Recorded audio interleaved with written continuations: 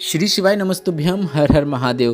13 सितंबर 2024 दिन बहुत विशेष है क्योंकि भाद्रपद शुक्ल पक्ष की दशमी तिथि है और गणेश उत्सव चल रहा है। ऐसे में गणेश दशमी की तिथि में आप गुरुजी पंडित प्रदीप मिश्रा जी के बताए कौन से 3 विशेष उपाय कर सकते हैं, उन्हीं की जानकारी हम आपको इस वीडियो के माध्यम से देने वाले हैं।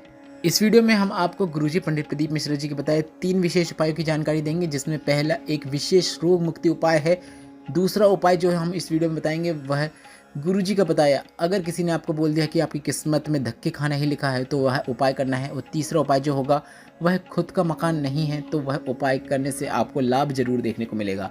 तो बढ़ते हैं पहले विशेष उपाय की ओर।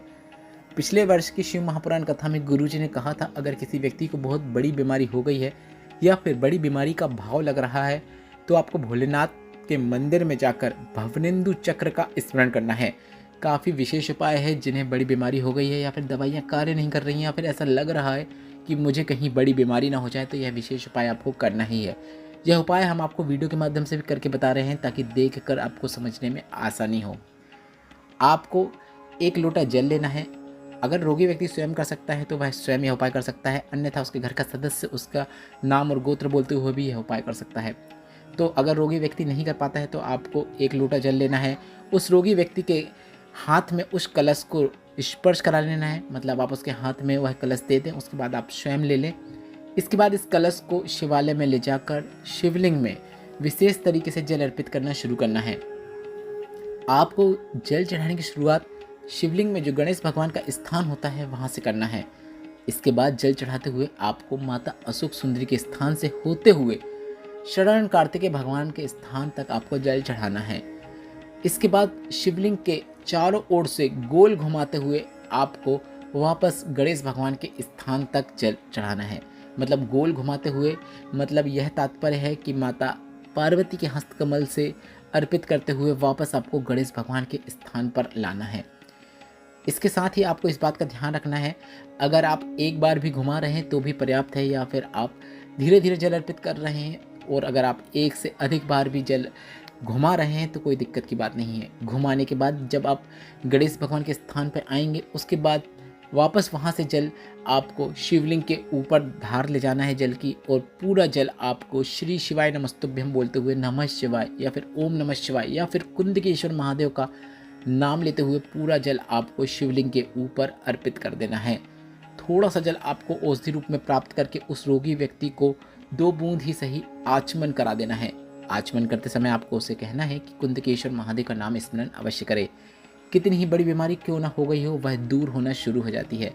यह विशेष उपाय आप कभी भी किसी भी दिन कर सकते हैं और इसका लाभ अपने परिवार के सदस्यों को या स्वयं प्राप्त कर सकते हैं। उपाय से संबंधित कोई प्रश्न हो तो आप कमेंट बॉक्स के जरिए अवश्य पूछ सकते हैं। बढ़ते हैं दूसरे विशेष उपाय की ओर। गौ माता के दूध से जुड़े हुए एक विशेष उपाय की जानकारी गुरुजी ने हाल ही में पूर्ण हुई शिव महापुराण कथा में दी थी। गुरुजी ने कहा था, अगर आपको कोई बोल दे कि तेरी किस्मत में धक्के खाना ही लिखा है, जीवन में दुख ही दुख होगा, तो आप उसे कहने दें, बल्कि आप उससे कहें कि ठीक है जो है वह है, पर आपको एक प्रयास करना है, कर्म में अधिकता करना है, साथ ही एक गौ माता के दूध से जुड़ा हुआ एक सरल और आसान उपाय करना है। आपको देसी गाय के दूध को प्राप्त करना है, कच्चा दूध प्राप्त करना है, मतलब बगैर पकाया हुआ दूध को आपको इस उपाय के अंतर्गत शामिल करना है। काफ़ी सरल और आसान उपाय है। आपको एक बेलपत्र लेना है। इस बेलपत्र की तीनों पत्तियों में, मतलब बेलपत्र की जो 3 पत्तियां होती हैं उसमें से जो बीच वाली पत्ती होती है उसके आगे और पीछे आपको गाय का दूध लगा देना है। फिर से सुन लीजिए, बेलपत्र की 3 पत्तियां होती हैं जिसमें से बीच वाली पत्ती में आपको आगे और पीछे गाय का दूध लगा लेना है। थोड़ा सा ही दूध लगाएंगे तो भी पर्याप्त है। बची हुई दोनों पत्तियों में आपको चिकना वाला भाग जो होता है उस भाग में आपको गाय का घी लगा लेना है। आप चाहो तो दोनों साइड भी गाय का घी लगा सकते हैं, पर अगर आप सिर्फ चिकने वाले भाग में भी घी लगाएंगे तो भी पर्याप्त है। इसके बाद आप शिवलिंग पर इस बेलपत्र को चिपका सकते हैं। फिर शिवलिंग के ऊपर आप जल अर्पित कर सकते हैं।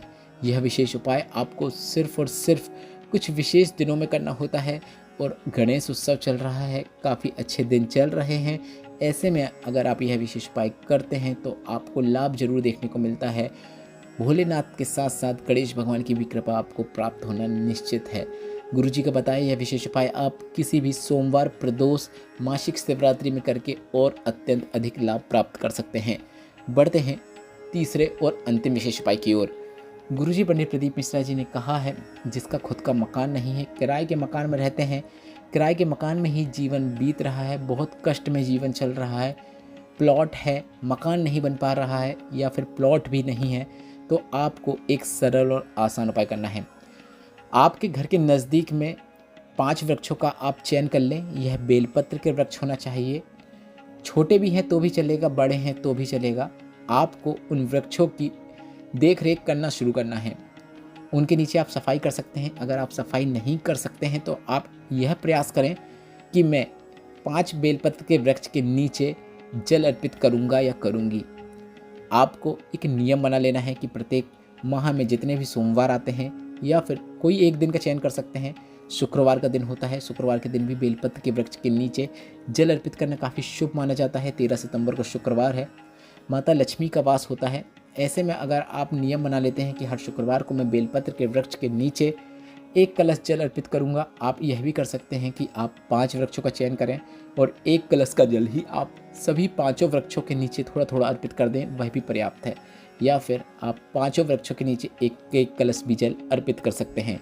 गुरुजी ने कहा आप ऐसी सेवा बेलपत्र के वृक्षों की जितने भी आपने चयन किए हैं, 5 या 6 या 7, उनकी अगर आप 6 महीने तक लगातार सेवा करते हैं तो उसके बाद आप 7वां महीना आएगा, आप स्वयं देखना कि आपका मकान बनता है कि नहीं, प्रॉपर्टी महादेव ने दिलाई कि नहीं। यह विशेष उपाय भी आप इस 13 सितंबर से करना शुरू कर सकते हैं। अब हम आपको बता दें, गुरुजी पंडित प्रदीप मिश्रा जी ने गणेश उत्सव के दौरान कुछ उपाय हैं जो कि आपको गणेश विसर्जन के पहले करने को कहा है। अगर आपने अभी तक भी उपाय नहीं किया है तो आपके पास काफ़ी अच्छा मौका है वह उपाय करने का। अगर आपने गणेश जी की स्थापना कर दी है, पीछे 2 बिंदी नहीं लगाई है, तो अभी भी आप विसर्जन के पहले पहले 2 बिंदी माता रिद्धि के निमित्त और माता सिद्धि के निमित्त लगा सकते हैं। 1 बिंदी आप कुमकुम की, 1 हल्दी की लगा दें। आप वीडियो में देख सकते हैं, हमने भी गणेश जी की स्थापना की है जिसमें हमने भी दीवार में पीछे माता रिद्धि और सिद्धि के निमित्त 2 बिंदी लगाई है। गणेश जी के विसर्जन के बाद भी यह वर्ष भर आपके घर में रहती हैं और गणेश भगवान और रिद्धि सिद्धि की कृपा आपके घर में वर्ष भर देखने को मिलती है, कभी किसी चीज़ की कमी नहीं होती है। साथ ही आप गणेश विसर्जन के पहले 9 शमी पत्र वाला उपाय भी अवश्य करें, जिसकी जानकारी हमने हमारे पिछले वीडियो में दे दी है। उपाय काफ़ी सरल और आसान है। आपको सबसे पहले 5 शमी पत्र को गणेश भगवान के स्थान पर अर्पित करना होता है, 3 शमी पत्र को शिवलिंग के ऊपर अर्पित करना होता है, 1 शमी पत्र को आपको भोलेनाथ की देहरी में आपका मुख बाहर की ओर हो, ऐसे में उल्टे हाथ की ओर अर्पित करना होता है। इसके बाद वहीं पर एक गोल बाती का घी का दीपक प्रज्वलित करना होता है। मात्र इतना कर देने से वर्ष भर धन संपदा की कभी कोई कमी नहीं होती है। यह उपाय भी हमने पिछले वीडियो में करके बताया है। आशा करता हूँ यह वीडियो आपको उपयोगी लगा हो तो वीडियो को लाइक करके कमेंट बॉक्स में हर हर महादेव अवश्य टाइप कीजिएगा। श्री शिवाय नमस्तुभ्यम। हर हर महादेव।